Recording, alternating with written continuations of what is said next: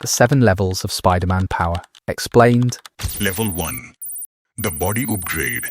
Spider-Man's greatest power is not simply strength, speed, or spider sense. These levels rank the hardest thing Peter can successfully control. At level 1, that is only his transformed body. Spider-Man's power begins before heroism, when Peter stops obeying ordinary human limits. After the spider bite, Tobey Maguire's Peter wakes stronger, faster, sharper, and strangely coordinated. He clings to walls, leaps across rooftops, and reacts before danger reaches him. The transformation gives him control over movement, momentum, and physical space. For a lonely teenager, that feels less like duty than sudden personal freedom. He tests his strength, experiments with webbing, and enjoys becoming impossible to ignore. The film shows extraordinary power, but it does not become heroic power. Peter can escape embarrassment, win attention, and chase whatever he wants. Controlling his body does not mean controlling danger around other people. His grip, strength, reflexes, and webbing will eventually stop trains, enemies, and collapsing disasters. For now, he is holding on to a thrilling new identity. The power remains selfish, private, and morally untested. Spider-Man rises when another person's survival depends on his next choice. Level 2. The first real rescue.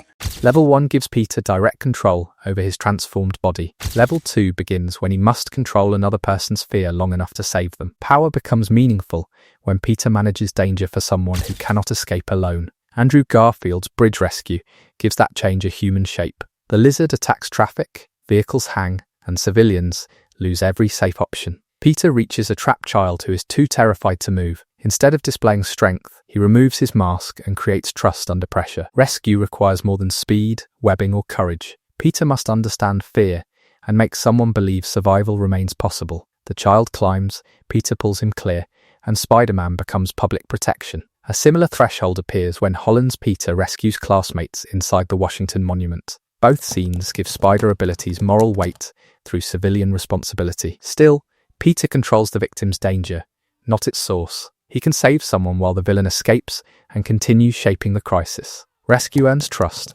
but not command over the battlefield. Level 2 saves the victim. Level 3 must control the person, creating danger. Level 3. The readable battlefield.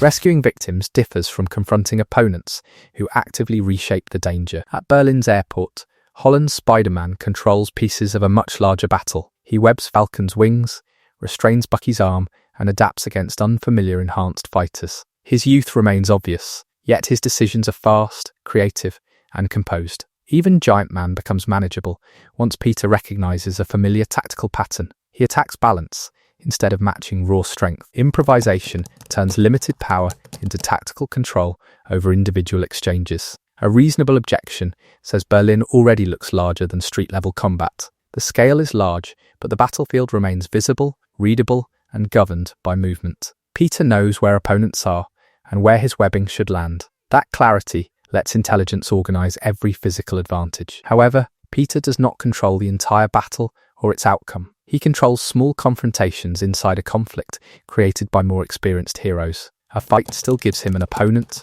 target, and recognizable pattern. A disaster gives him none of those advantages. The next threshold arrives when Spider-Man must control collapse instead of defeating someone. Level 4. The load-bearing hero. Spider-Man reaches another class when his body becomes the barrier against mass catastrophe. The runaway train in Spider-Man 2 clearly proves that threshold. Peter fires web after web, braces himself, and absorbs its impossible forward force. No knockout can solve this emergency, because momentum itself is the enemy. Every passenger survives only while Peter maintains his grip and refuses physical collapse. He is no longer fighting someone, his body becomes the train's final break. The victory feels enormous, because every second visibly damages the person creating it. During the Staten Island ferry disaster, Peter webs the split vessel together. Then those connections fail, and Iron Man must complete the rescue. That failure does not erase Peter's strength, it exposes this level's exact ceiling. He can arrest catastrophe,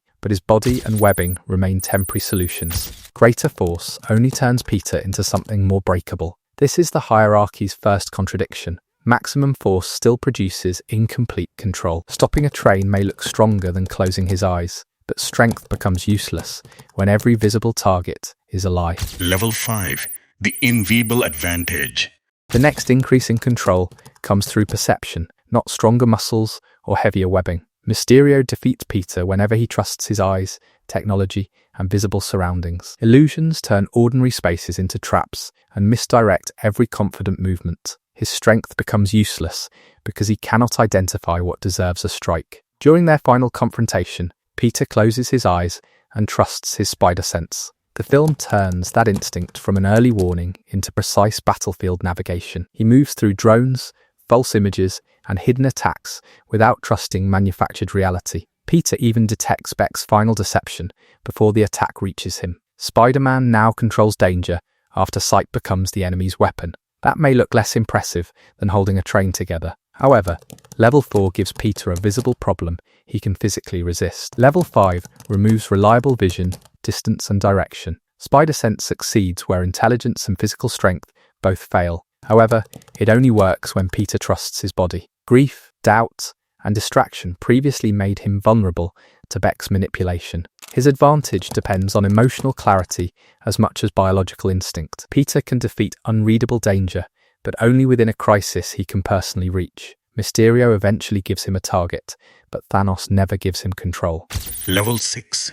The Multiverse Burden. Titan proves Spider-Man can enter battles designed for far stronger heroes. Peter follows the plan, restrains the gauntlet, and creates a narrow chance against Thanos. His speed, webbing, and improvisation matter against an enemy threatening the universe. The team nearly removes the gauntlet, proving Peter matters beyond local rescue. However, cosmic participation alone is not true cosmic control. The plan depends on Iron Man, Doctor Strange, Mantis, and several other fighters. When their coordination breaks, Peter cannot prevent complete failure. No Way Home brings that limitation into his private life. His exposed identity endangers friends, damages their futures, and destroys their privacy. Peter asks Strange to make everyone forget Spider-Man's identity. His repeated changes disrupt the spell and open a multiversal crisis. Villains from other realities enter because his private problem becomes cosmic. Now every intervention creates consequences strength, and Spider-Sense cannot defeat. Peter chooses to cure the villains instead of returning them toward possible death. That compassionate choice expands the danger and costs him almost everything. May dies, his friends remain threatened, and reality begins breaking open. Peter can fight villains, survive illusions, and contribute against Thanos. He still cannot punch away the consequences of his choices. Belonging in cosmic battles cannot protect everything beneath the mask. He can hold reality together while his ordinary life collapses. The multiverse can be repaired, but Peter cannot preserve his place inside it. The final level asks whether he can save everyone without reclaiming his old life. Level 7. The power to let go.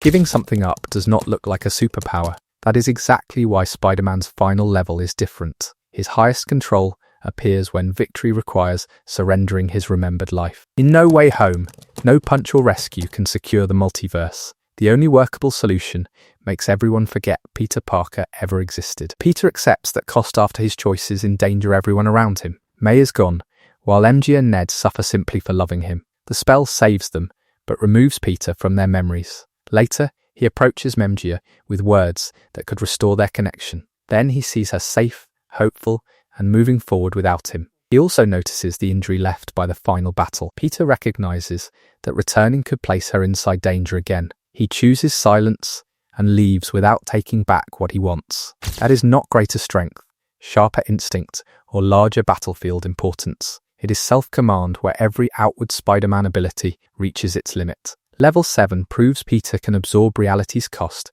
without demanding personal restoration. The boy who celebrated clinging to walls finally understands another kind of control. At level 1, Peter gains the power to hold on to almost anything. At level 7, responsibility gives him the strength to let go. Spider-Man is strongest when protecting others requires surrendering the future he wanted.